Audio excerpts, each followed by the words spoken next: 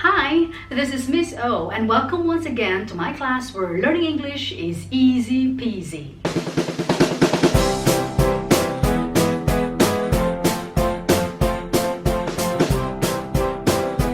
It's summer once again, but sad to say, we can't travel to other destinations due to coronavirus.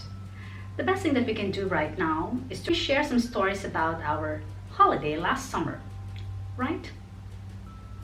Oh, you mean you'd love to listen to one of my trips last summer? Sure, but I'll make it really short and quick because we need to talk about the past simple. Last summer, my friends and I flew all the way to Spain. As soon as we arrived in Madrid, we just changed our clothes and went straight to Plaza Mayor, or the main square in English, which is located in the heart of Madrid. Since the distance between Plaza Mayor and Puerta del Sol is just a 5 to 10 minute walk, we decided to go to Puerta del Sol, or the Sun's Gate in English. It's one of the most renowned central squares in Madrid and is also considered as a meeting point both for tourists and its locals. Of course, just to have a feel of being a royal family, we also went to the official residence of the Spanish royal family, which is within walking distance of Puerta del Sol, known as the Royal Palace. We had fun, yet we felt so tired that day, so we decided to go back to our hotel after. The following day, we went to Toledo to visit its famous sword shops. Their window displays are full of blades just like the swords from the Lord of the Rings movie and the Game of Thrones series. On the same day, we rented a cab bound for Valencia and enjoyed its crisp and dry weather. We spent a few hours in this beautiful garden called the Monforte Garden. It originally belonged to the Lord of San Juan, but after his death in 1871, its ownership was then passed to the Monforte family, where the garden adopted the origin of its name. The next few days, we roamed around Barcelona. For a moment, I became a child again, especially when we explored one of the most impressive public parks in the world known as Park Güell. The park was designed by famous architect Antonio Gaudí. Finally, paid a visit to La Sagrada Familia, which is also one of Gaudí's most famous works in Barcelona. It's a colossal church that has been under construction since 1882. Of course, we didn't leave Barcelona until we tasted the best paella in the world. It was really mouth-watering. So that ends my story. How about you? Where did you go last summer? As mentioned earlier, today's episode is about the past simple. This covers how it is formed in a sentence, its meaning along with its uses, the final D and ED sounds of regular verbs, time expressions used to talk about past events, and the phrase used to talk about habitual actions in the past. We use the past simple to talk about many kinds of past or finished events that do not have connection with the present. These events may be short, quickly finished actions or happenings, longer situations, and repeated events. We usually know when the actions or events happened.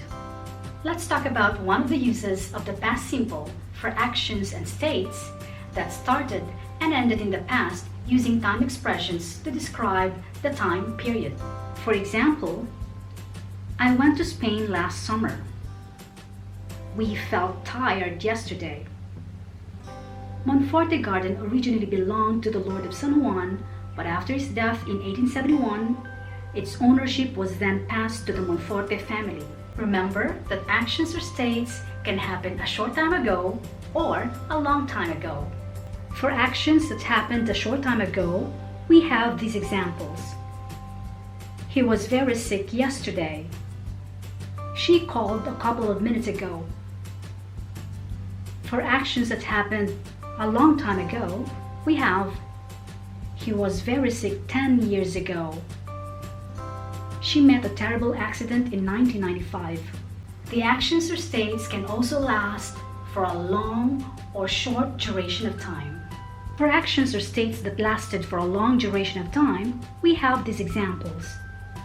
I taught there for 6 years. My father was ill for a year.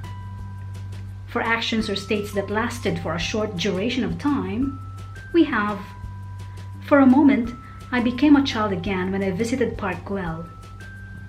She was glad to meet you. The actions or states can happen once or repeatedly. In the first column, it is clear that the subject we parted their ways on June 2010. On the other hand, this sentence can also be a part of a story that he exercised regularly in the past. Maybe at present, he doesn't do it regularly anymore, or maybe he already stopped exercising. The past simple is common in stories and descriptions of past events, just like my story about our summer holiday in Spain last year. Take a look at this timeline with the given sentence. My friends and I went to Spain last summer. Is the action finished? Yes, good. Is there any connection with the present? No, right now we are just telling a story that happened in the past. That is, my friends and I went to Spain last summer. Great! Now, let's talk about how the past simple is formed in a sentence. For affirmative statements, this is how it looks like. I will use my fingers for the subject, for the verb in the past simple, and for the time expression. For example, I worked yesterday. How about you? You worked yesterday, and so on. Now take a look at this table beside me. Yes? Alright. Notice that regular verbs may end with D or ED depending on the sound of the base form of the verb. We will talk about that later. On the other hand, irregular verbs in the past simple may change their spellings or their pronunciations. To form the negative statements, we simply add did not or didn't between the subject and the base form of the verb. Notice that the base form of the verb does not change when did not or didn't is used.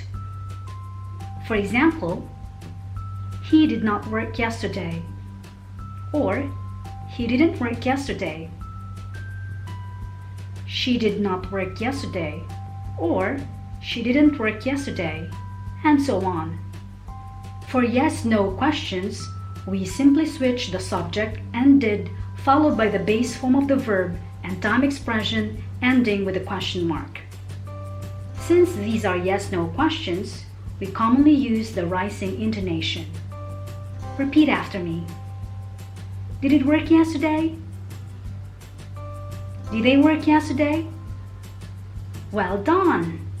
To answer yes/no questions, we either answer yes it did or no it didn't.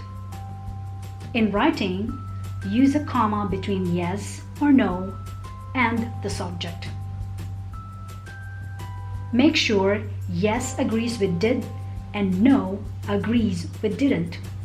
So we say, yes they did, or no they didn't. For information questions, look at the table and notice how they are formed. Yes, we start with any of these WH words followed by did, next is subject, then the base form of the verb, time expression, and the question mark, especially when you're writing these questions. In speaking, we commonly use the following intonation for WH questions. Would you like to repeat after me? What did you do yesterday? Where did you go yesterday? Great! Just a piece of reminder, do not use did for information questions when who or what is the subject. Look at this table. Who left yesterday? What happened yesterday? Now, let's proceed to the pronunciation of regular verbs in the past simple ending with D or ED. The final ED sound is pronounced in different ways depending on the final sound of the base form of the verb. Take a look at this table. The ED is pronounced t if the verb ends with the sound p, k, ch, f, s, sh, or x. Let's have these examples. Drop, dropped.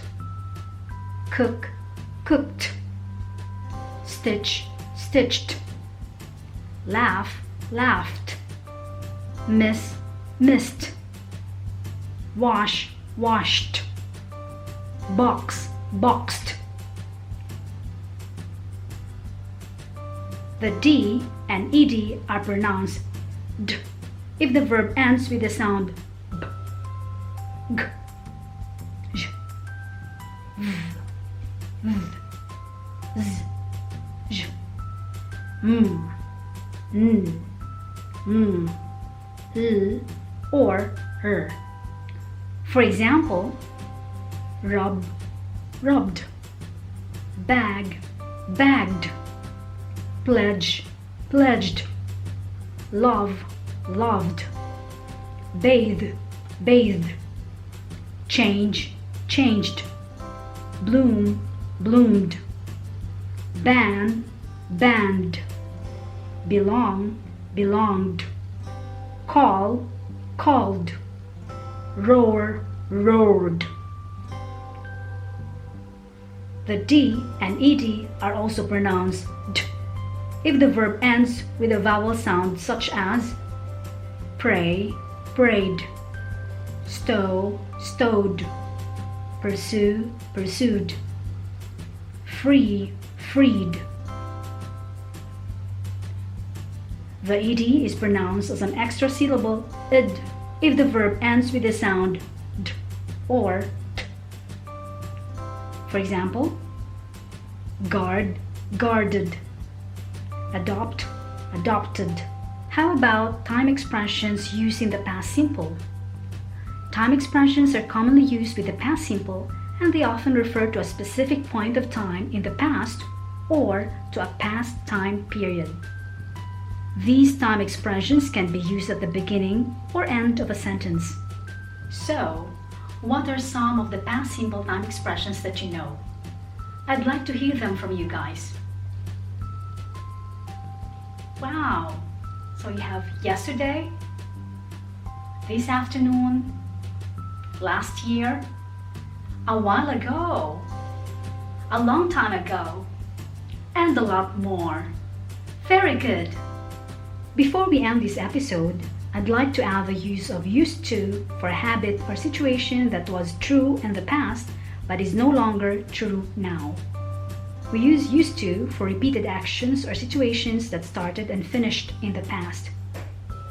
Adverbs of frequency and other time expressions with used to emphasize the repeated actions or situations.